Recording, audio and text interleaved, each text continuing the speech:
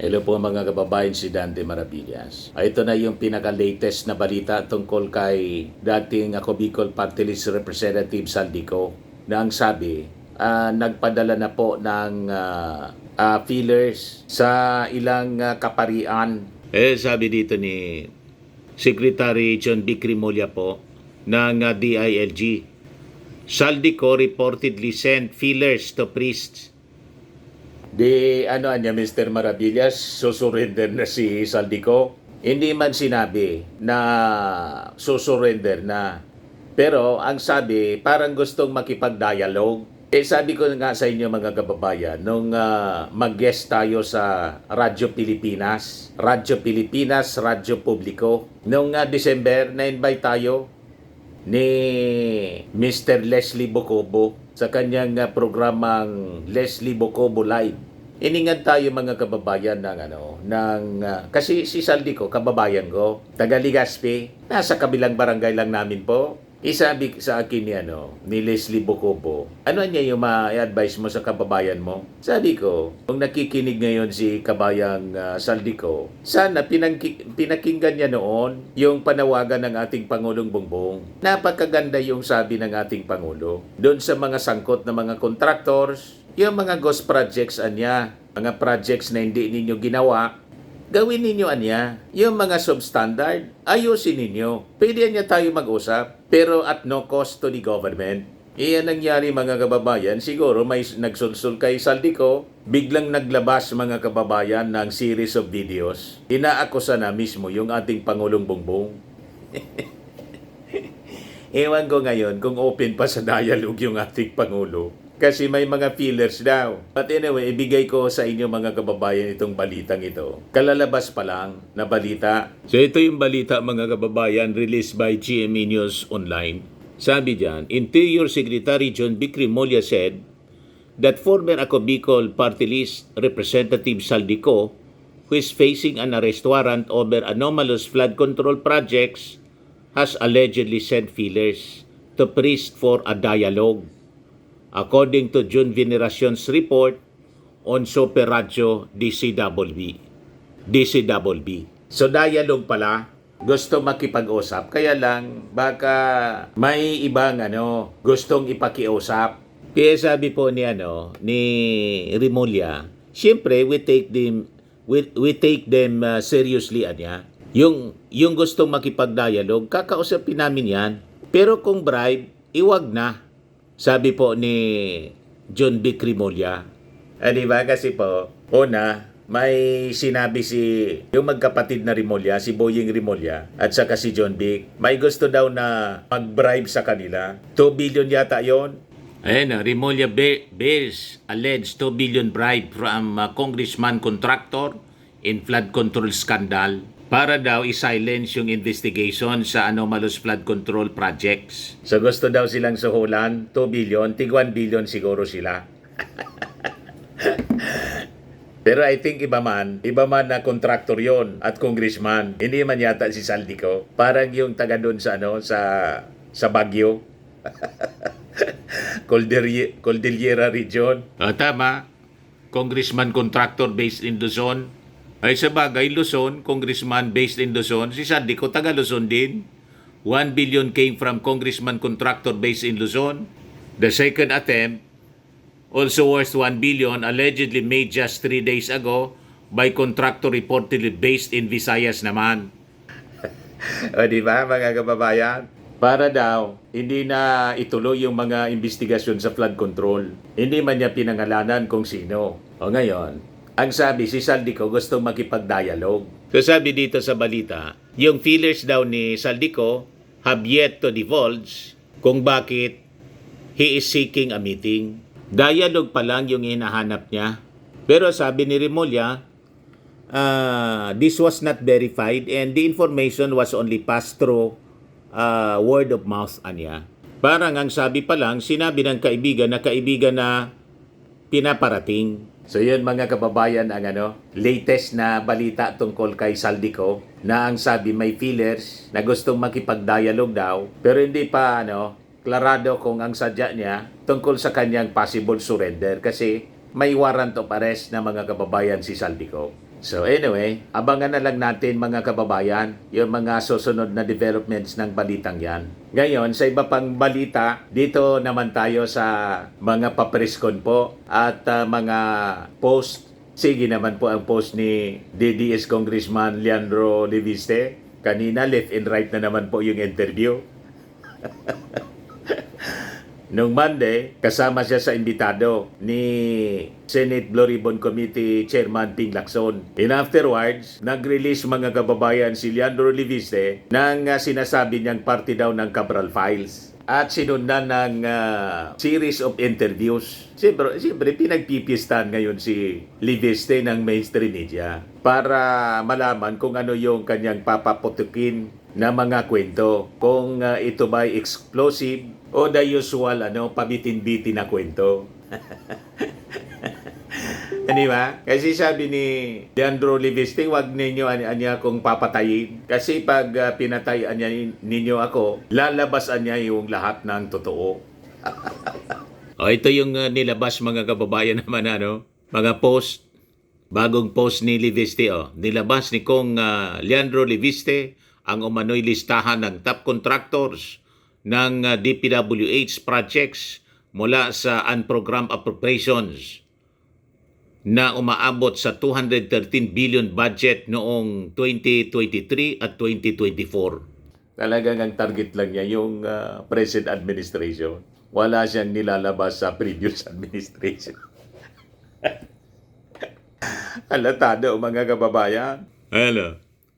Sa 2024, nilipat ang 167 billion mula sa PhilHealth at PDIC para sa UA, ayon kay Leviste.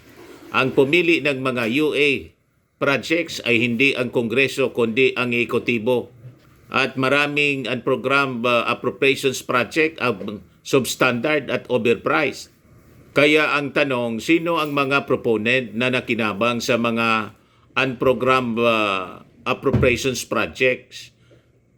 Dagdag ng kongresista sa kanyang social media post. Unang-una, paano niya nalaman mga kababayan na substandard din overpriced? Yung awak niya, dokumento lang. Wala pa man siyang ginawang site inspection. Di ba? Nag-ikot ba siya? Tulad ng ICI? Talagang pinuntahan kung saan yung mga location ng mga projects. Siya po, nag-iikot lang siya mga kababayan sa mga news outlets. At post siya lang ng post mga kababayan. Paano niya nalaman na overpriced at saka substandard? Pinunta niya yung site.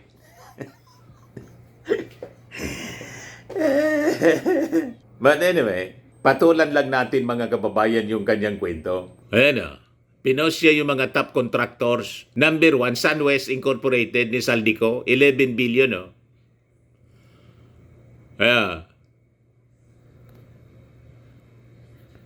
Tapos may high tone pa dito. Sa kapatid naman ito ni Saldico, si Kitoko. Ayan mga kilala dito na nabanggit na ng ating Pangulo. Legacy Construction, Silver Wolves, Top Notch Catalyst, QM Builders. Ito yung mga nabanggit ng ating Pangulo. Ayan nasabi dyan. Top contractors for DPWH projects funded by unprogrammed appropriations.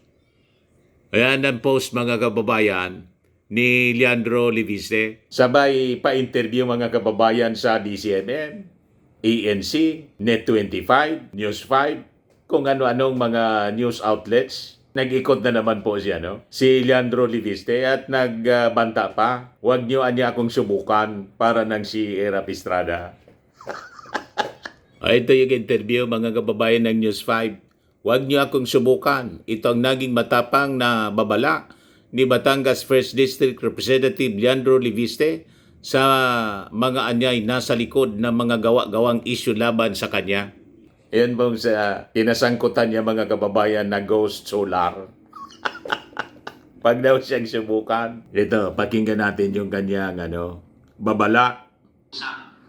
Na tumahimik ako tungkol dito at titigil na rin ang mga atake sa akin. Pero, nasa kanila, kung gusto nila, na tuloy-tuloy ako na maglabas ng impormasyon At baka ang mga kasama nila ay matatamaan. Pero kung ako ay pumili, personally, nag-enjoy ako sa mga ginagawa ko. Nag-enjoy daw siya? Siyempre, napapatunayan din na may mga natatamaan sa mga sinasabi ko. At I'm not addressing this to the media, I'm addressing it to others who might be listening online. Ako po ay nakarating dito dahil kinakalculate ko ang mga ginagawa ko. Alam ko na walang mahanap na tunay na butas sa akin. Wala akong itinatago at hindi ako kayang gawan ng credible na kaso. Kung meron man magawang anumang credible na kaso sa akin, hindi ako haharap ng ganito sa inyo ngayon. At kung may mga pipilit na gumawa ng anumang hindi totoong mga aligasyon laban sa akin at tutuloy-tuloy pa ito, tutuloy-tuloy pa ang aking mga pagsasagot at pagharap sa media at baka ang mga susunod kong ilalabas pa dahil sa airtime na ibinibigay nyo sa akin ang ikababagsak pa ng administrasyong ito. Kaya sa Nagbanta inyo, na nababagsak gusto yung nyong administrasyon? tuloy-tuloy na gumawa ng mga istorya tungkol sa akin kasi baka alam nyo ano ang kaya kong gawin pa, baka ito pa ang magiging ikababagsak ninyo.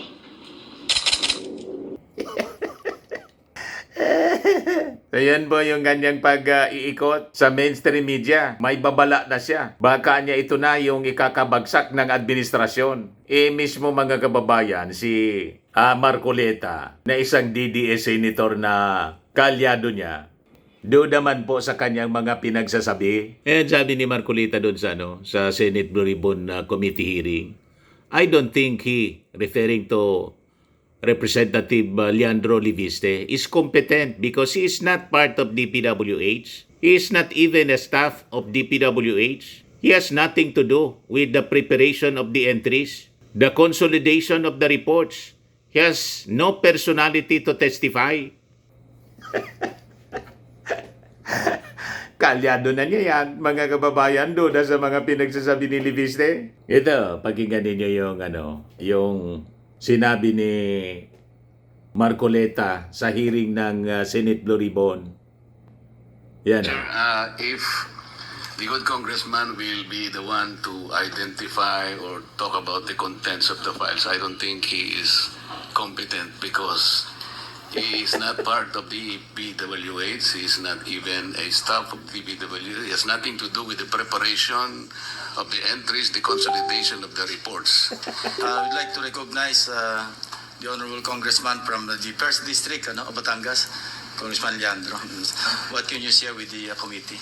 Oh, thank you very much, Mr. Chair. I would be glad to answer any questions that you might have, specifically on the contents of the Cabral files. I also understand that DPWH is here, so perhaps they would be also well positioned to lead the discussion. But with Secretary Manny Bonoan here also, I believe this is a great opportunity to learn more about how the system of the budget allocations have worked. And I have here a printout of the list of over 17,000 projects, and they are actually divided into 12 major tags. Mr. Chair, it would be worth reading the major tags. There is a allocable of 401.3 billion, BINI 10 of 6 billion, BIP on top of 33.4 billion, CENTI 2025 of 100 billion, F1 of 10 billion, N1 Prio 1 of 20 billion, non-allocable of 61.5 billion, OPESAP of 8 billion, OT2 of 21.27 billion, SANDI of 14 billion, Senators of 20.5 billion, and SMB/others Kasama yung of mga senador. 25.6 billion. This is based, sir, on the copy that I obtained as well as another copy that I have seen that was separately obtained from the DPWH. Yeah, may we ask the DPWH, are you familiar with the documents read out by Congressman Leviste? No, Mr. Chair. We have no copy of If you are this shown a one. copy, can you attest to the authenticity of the document? Page, pakibigay nga isang kopya sa kay Undersecretary Bernabe.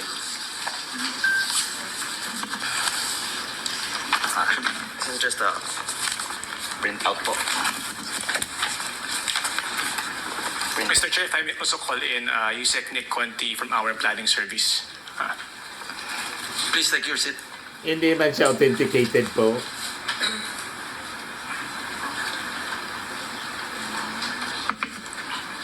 Dyan sa Congressman, no? Para lang makita natin kung properly authenticated ng DPWH. The members can ask questions while waiting for the DPWH to examine the documents. Mr. Chair, while the DPWH is also here, we also have the budget per district summary, which was also obtained from them that maybe the page can also give them. Mr. Chair, yeah, we are comparing the documents now, and what we have is the second batch of documents pertaining to the district allocations budget allocations per district. As to the first set of files given to us, we have no personal knowledge of these files. Can you make a quick perusal para ma-determine nyo alin ba dyan yung pwede nyo agad na masabing ang source talaga DPWH at masabi nyo hindi yung iba? Kung hindi naman, you can do it at a later date, ano? Kung gusto nyo iuwi as Mr. Chair, homework. ito pong pangalawang set of files we can validate. Ito po yung hawak ko ngayon. Ito pong first set, we will have to look into this. But I would Hindi siya authenticated surmise po, baka ito po yung validated. galing sa computer ni late Undersecretary Yeah. Cabral. So yung second batch, we can allow him to proceed, ano? To Yes, Mr. Chair. digest o kaya iparinig sa atin sa public hearing na ito kung ano yung nilalaman. Yung second batch daw, okay lang. Mr. Chair, yung second batch actually na-post na rin sa Facebook noong Disyembre at summary lang naman po. No, I'm referring to the Blue Ribbon Committee records. No? Yung Facebook, hindi naman pwedeng gawin record ng Blue Ribbon. So you can discuss the second batch of documents if you wish. If not, then it's okay. So we can proceed. I'd be happy to answer any questions na lang that you may have po. But may I also add, Mr. Chair, that... Mr. Chair, sandali. Mr. Chair, if the good congressman will be the one to identify or talk about the contents of the files, I don't think he is competent because he is not part of the PWH. He is not even a staff of the PWH. He has nothing to do with the preparation of the entries, the consolidation of the reports. He has no personality to testify. I think what he can testify is limited only on how he was able to obtain the files from DPWH, particularly from the office of Yusek Cabral. At least, from legal standpoint, it is not proper for the congressman to identify or make any explanation as to the contents of the files. He will be incompetent. First of all, I don't think these files which he got has been authenticated by the DPWH. As I can see, they are refusing to render the authentication. Na-authenticate nila yung second batch. Yun ang nire-refer ko na pwedeng i-discuss based on his own analysis.